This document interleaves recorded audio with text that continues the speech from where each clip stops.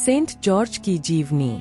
हमारी कहानी 3री शताब्दी के अंत में कप्पादोकिया में शुरू होती है, जहां एक युवा लड़का जॉर्ज एक कुलीन ईसाई घराने में पैदा हुआ और बड़ा हुआ। उनके पिता रोमन सेना में एक अधिकारी के रूप में कार्यरत थे। उनकी मां फिलिस्तीन के लिडा से थीं। वह एक विधवा के रूप में अपने छोटे बेटे के साथ अपने पैतृक शहर लौट आई, जहां उसने उसे शिक्षा प्रदान की। युवा होने के तुरंत बाद सेना में शामिल होकर युवक ने अपने पिता के उदाहरण का अनुसरण किया। वह एक अच्छा सैनिक साबित हुआ और परिणामस्वरूप रोमन सम्राट डायोक्लेशियन से जुड़े निजी गार्ड के सदस्य के रूप में उभरा।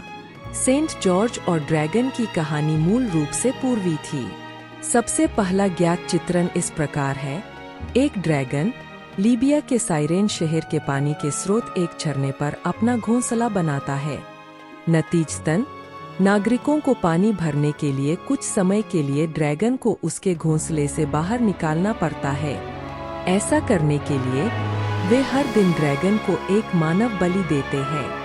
पीड़ित को चिट्ठी निकालकर चुना जाता है। एक दिन यह चिट्ठी राजकुमारी के नाम निकली। राजा उसके जीवन की भीख मांगता है, लेकिन कोई नतीजा नहीं निकलता।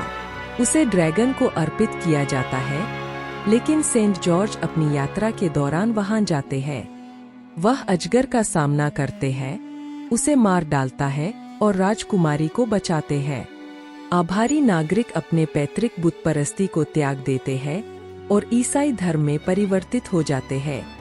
कुछ समय बाद जब सम्राट ने 303 में ईसाइयों के खिलाफ उत्पीड़न का आदेश जारी किया, तो जॉर्ज ने अपना सारा सामान गरीबों को दे दिया और डायोक्लेशियन के सामने ही दस्तावेज को फाड़ दिया और ईसा मसीह में अपना विश्वास जताया।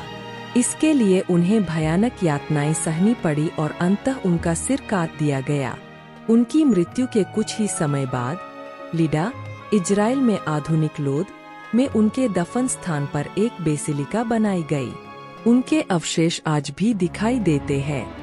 सेंट जॉर्ज की कहानी दुनिया को एक मौलिक विचार की याद दिलाने का काम करती है कि अच्छाई अंततः बुराई पर विजय प्राप्त करती है। सेंट जॉर्ज ड्रैगन को मारने में सक्षम थे क्योंकि मसीह परमेश्वर उनके अंदर और उनके माध्यम से कार्य कर रहे थे। सेंट जॉर्ज की शहादत हमें परमेश्वर के प्रति वफादार रहने वालों के लिए शाश्वत जीवन और स्वर्गीय इनाम के वादे की याद दिलाती है। यह विश्वासियों को अस्थायी के बजाय शाश्वत पर अपना ध्यान केंद्रित रखने के लिए प्रोत्साहित करता है, यह जानते हुए कि परमेश्वर उन लोगों का सम्मान करता है जो उसके लिए सहन करते हैं।